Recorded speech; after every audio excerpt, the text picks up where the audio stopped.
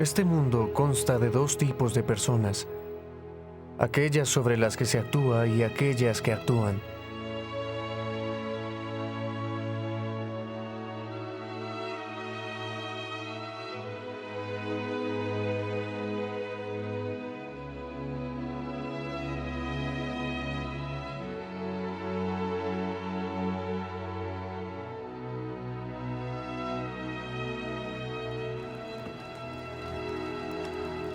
Mi padre, un cantero llamado John Rowe Moyle, siempre fue alguien que actuaba.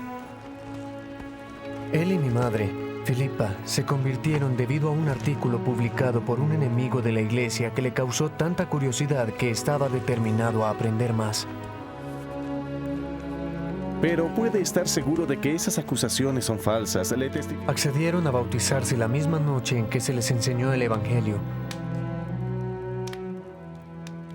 El 11 de abril de 1856, la familia dejó Plymouth, Inglaterra, y siguieron el llamado de ir a Sion.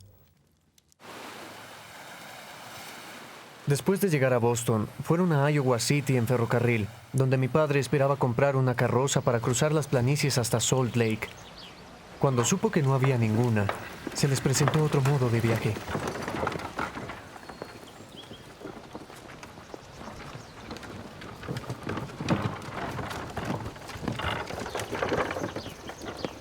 Pasaron a formar parte de la compañía de carromatos Ellsworth, la primera en intentar el viaje. Desde el principio fue una jornada peligrosa. Jueves 26 de junio de 1856. Viajamos alrededor de 1,5 kilómetros. Hacía mucho calor. Solo se permitía media libra de harina por persona al día. Con tanta hambruna, pronto sobrevino la muerte. Los jóvenes y los débiles fueron los primeros en sucumbir.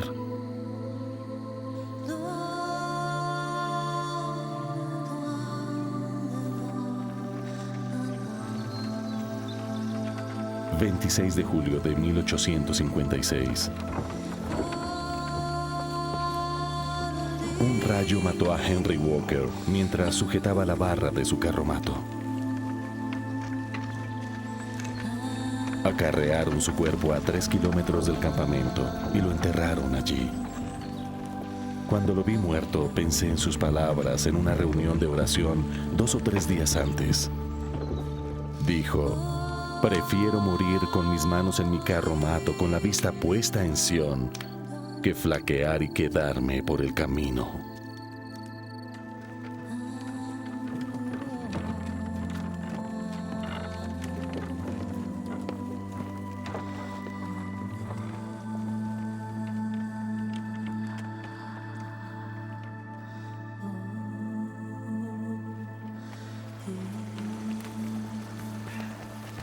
Mi padre fue una gran fortaleza para toda la compañía. Estefan, ayuda a los demás. Estaba tan preocupado de importunar a los demás que rehusaba dejar que otros empujaran o tiraran de su carro.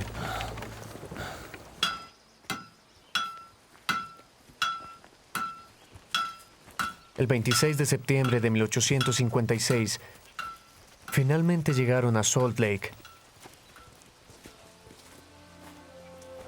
Para todos aquellos que vieron el estado precario de la compañía, era muy evidente lo difícil que había sido la travesía.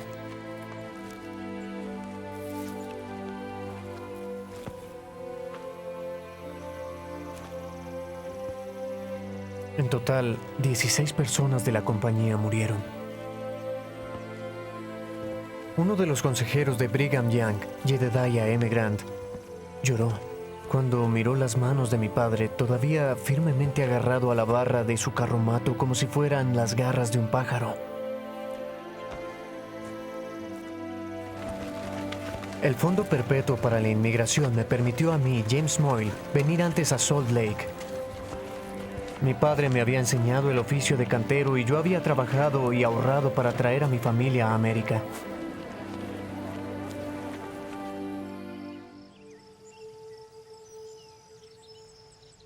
La vida en Sion fue buena para mi padre, quien se recuperó rápidamente y comenzó a buscar un lugar para establecerse.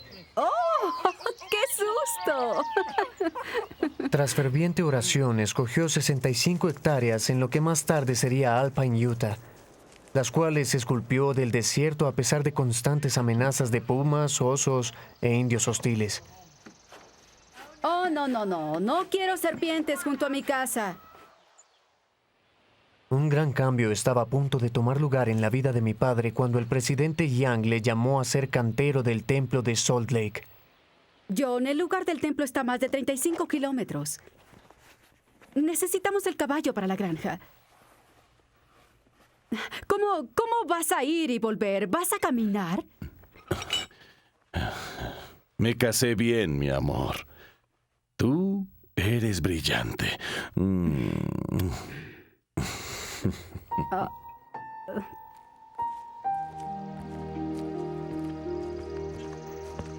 Él sabía que el Señor provee el camino para llevar a cabo las cosas que pide, y mi padre nunca ponía excusas.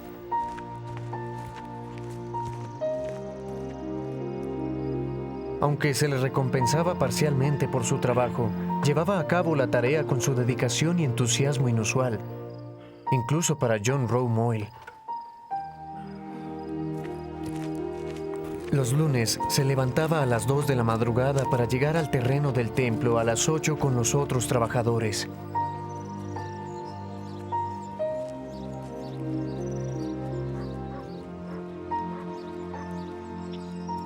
Yo recién me había casado y vivía en Salt Lake.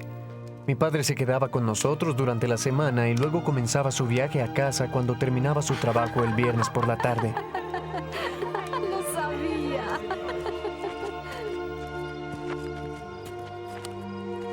Llegaba a casa alrededor de la medianoche.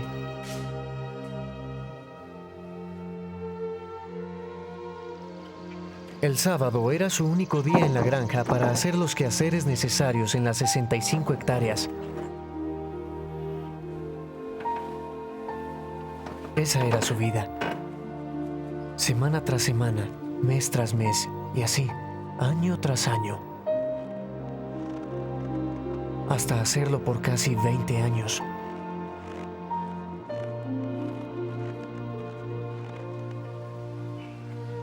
Entonces, mi padre hizo algo que cambiaría su vida para siempre. Entonces tenemos un acuerdo. Se llamaba Old Lindy y venía de una manada de la isla Antílope. Era la primera vaca que había pertenecido a la familia, una vaca que resultó ser más de lo que nadie había esperado. Mi padre había estado trabajando en las hermosas escaleras del templo, pero una tarde llegó a casa temprano para ayudar con los quehaceres familiares.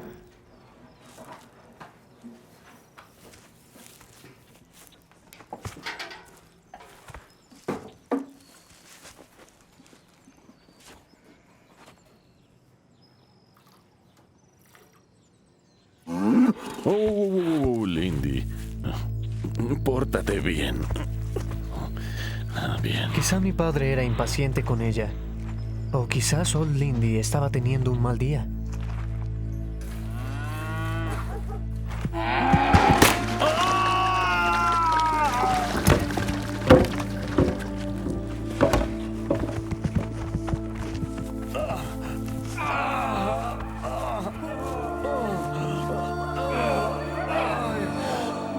La patada de Lindy le causó una terrible fractura abierta y el hueso le atravesó la piel.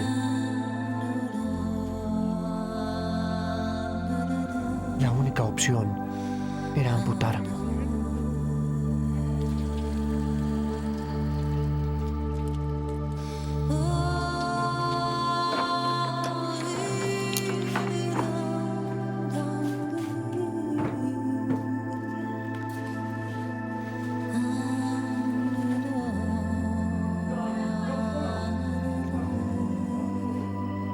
Se le cortó la pierna justo por debajo de la rodilla con una sierra. Aunque la amputación fue terrible, el mayor miedo era la infección.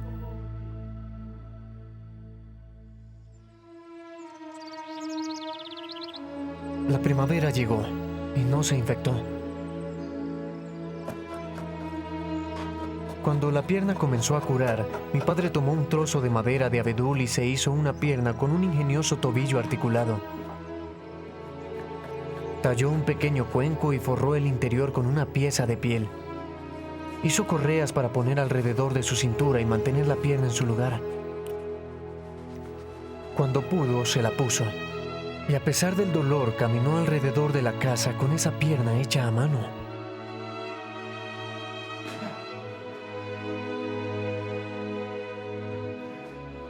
Con el tiempo, llegó a caminar por el jardín y después por toda la granja.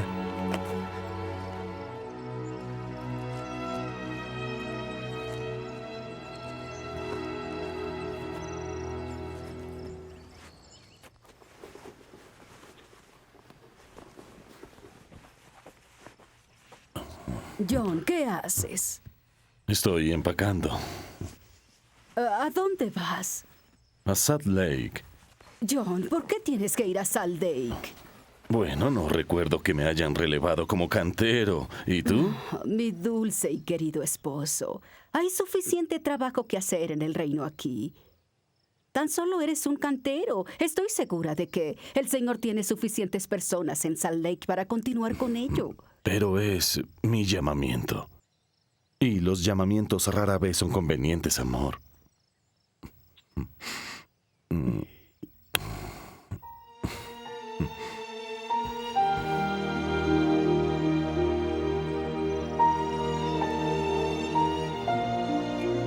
Para muchos, la pérdida de una pierna significaría la pérdida de su vida. Pero no para John Rowe Moyle. Mientras pudiera respirar, continuaría cincelando los obstáculos que se le pusieran enfrente.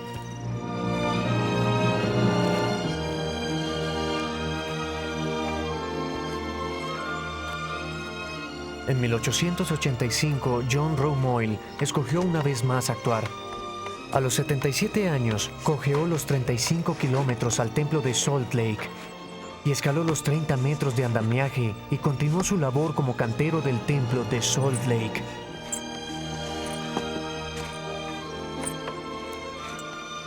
Hay dos clases de personas en el mundo. Observé a mi padre por muchos años y era de la clase que actúa.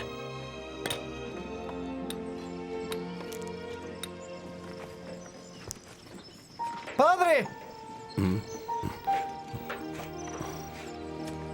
¡Te quiero, papá!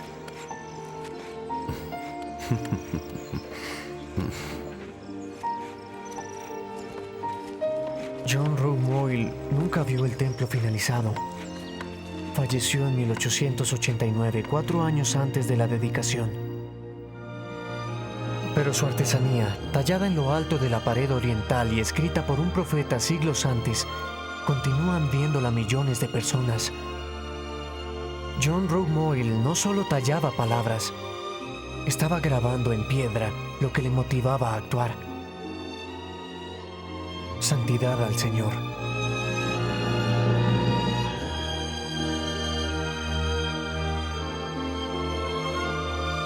Cuando Thorleif S. Neyfus creó el monumento El Pionero de los Carromatos, el hombre al que escogió como modelo fue nada menos que John Rowe Moyle.